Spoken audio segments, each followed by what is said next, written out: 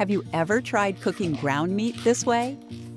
Today, instead of making regular meatballs, I'm going to turn it into juicy meat cups with a deliciously creamy cheese filling. Let's start with the meat.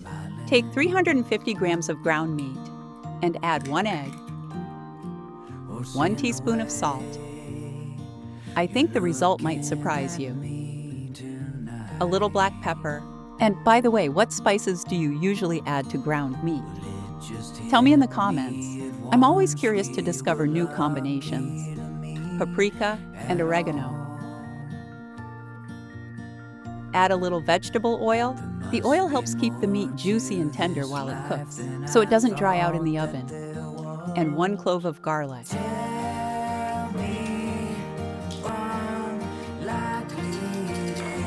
And now, here's a little secret that will make the meat especially tender and juicy.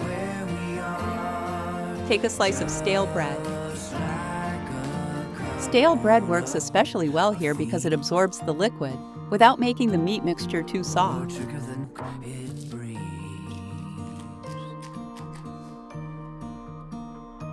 Add a little milk and let it soak well. The bread will soak up the milk and hold on to that moisture while the meat cooks, making every bite softer and juicier. Then add the soaked bread to the meat.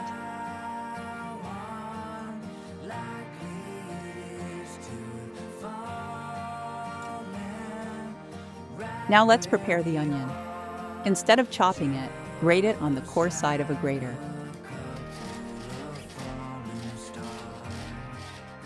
And don't squeeze out the juice. Add the onion to the meat, together with all of its juices. This is important because the grated onion distributes much more evenly through the meat, while the onion juice adds extra moisture and flavor. As the meat bakes, that moisture helps keep the mixture softer and juicier, and you won't get large pieces of onion in every bite. Add everything to the ground meat and mix well until the onion is evenly incorporated. The mixture should be soft and well combined. Don't rush this step. Good mixing is important because it helps distribute the moisture, seasonings, onion, and bread evenly throughout the meat. You want the mixture to become smooth, cohesive, and slightly sticky. That way, the meat cups will hold their shape better, and every bite will have the same juicy texture and flavor. Now it's time to shape the meat. For this, I'm using a muffin baking tray. It's perfect because every portion comes out the same size, and the shape stays neat while baking. I also like to use silicone muffin liners. They make everything much easier, especially when it's time to remove the meat cups from the tray. And they help prevent anything from sticking to the sides. Take a small portion of the meat mixture and place it into each muffin cup.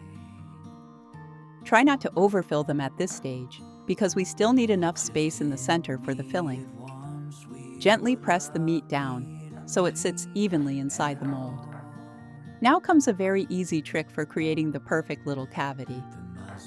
Take a small glass and gently press it into the center of each portion. This helps create an even well without having to shape every cup by hand. Press carefully. We want to create a deep enough center for the filling, but still leave a good layer of meat on the bottom and around the sides. This is important because if the bottom is too thin, the filling can leak through while baking. At the same time, try to keep the sides fairly even in thickness, so the meat cooks at the same rate all the way around. Once the glass is removed, you should have a neat little meat cup with enough room for a generous amount of filling. If needed, you can quickly adjust the edges with your fingers and make the shape a little more even. And that's it. The base is ready. I really like this method because it's simple, fast, and every meat cup comes out almost identical in size and shape.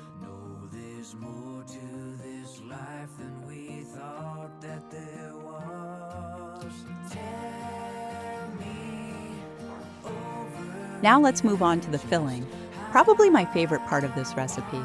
We'll start with the cream cheese. This will be the base of our filling and give it that smooth, rich, creamy texture that works so well with the baked meat. And now we need something to balance all that creaminess. I'm adding a few small pickles. Cut them into small pieces so you get a little bit of pickle in every bite. I really like using pickles here because they add a slightly tangy, salty flavor and a little crunch, which makes the filling much more interesting. Without them, the filling would be very creamy and mild. The pickles give it that little contrast that brings everything together. And I'm curious, would you add pickles to this filling, or would you leave them out? Let me know in the comments, because I know people have very different opinions about pickles.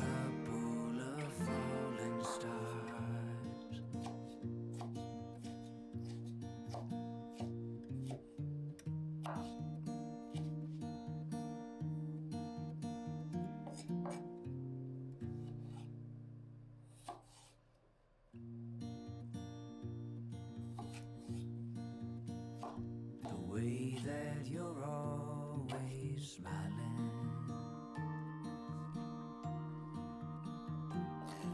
or seeing the way you're looking at me tonight. Next comes the mozzarella. I'm using about 70 grams. It just hit me at once, we were lucky to meet. Mozzarella is perfect here because it melts beautifully in the oven and gives us that soft, cheesy center when we cut the meat cups open. This life than I thought that there was.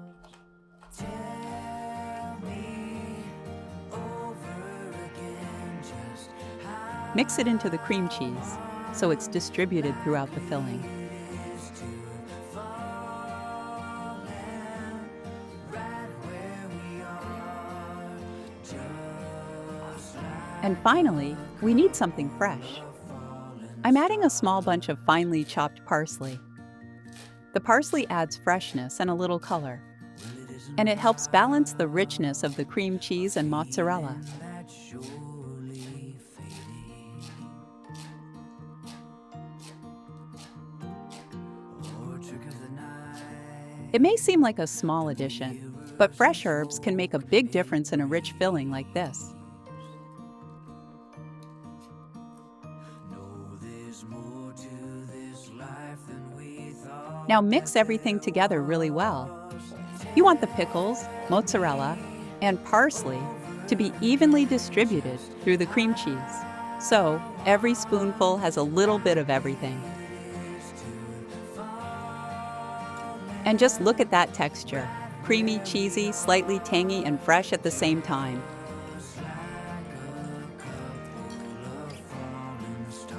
Now our filling is ready, and we can finally fill those little meat cups we prepared earlier.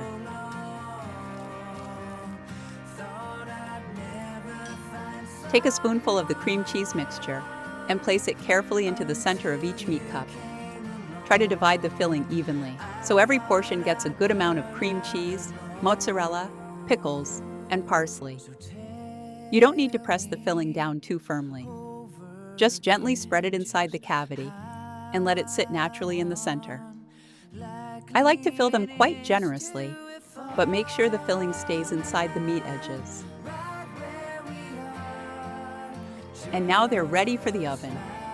Bake them at 190 degrees Celsius for about 35 minutes.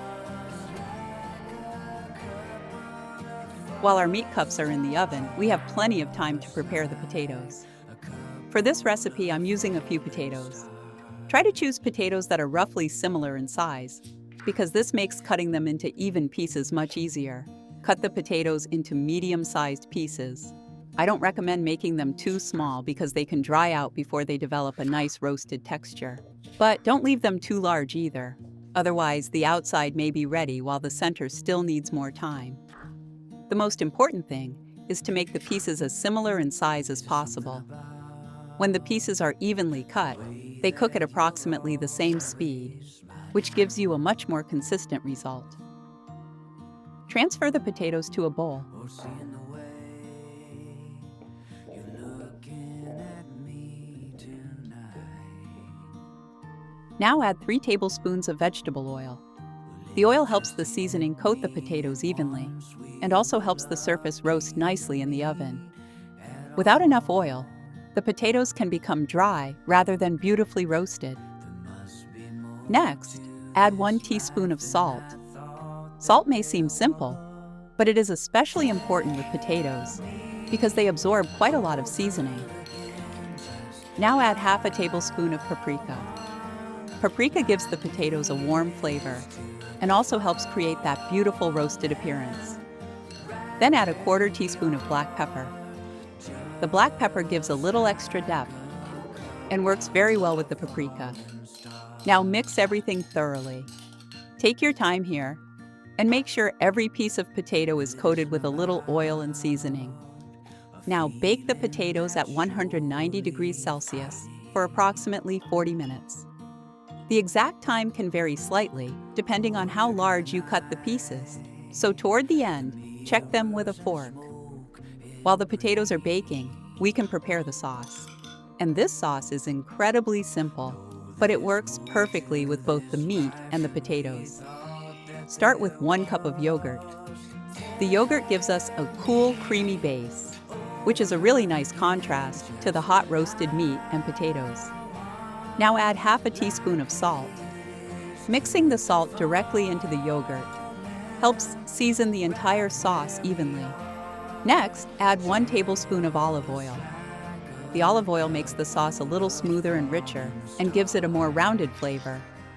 Now squeeze in the juice of half a lemon. The lemon is important because it adds freshness and acidity. And finally, add 1 clove of garlic. Garlic gives this simple yogurt sauce much more character. If you want the garlic flavor to spread evenly throughout the sauce, grate it very finely or crush it before adding it. Now mix everything together until the sauce becomes smooth and completely combined. At first, it looks like such a simple mixture, but once the yogurt, lemon, olive oil, and garlic come together, you get a fresh and creamy sauce that works beautifully with the rest of the dish. And now, all that's left is to wait for the meat cups and potatoes to finish baking. Once they come out of the oven, let the meat cups rest for just a moment before removing them from the silicone liners. And with the roasted potatoes and cool garlic yogurt sauce, everything comes together perfectly. Would you serve these meat cups with potatoes like this? Or would you choose a completely different side dish? Tell me in the comments. And if you try this recipe, I'd also love to know what filling you would use next time.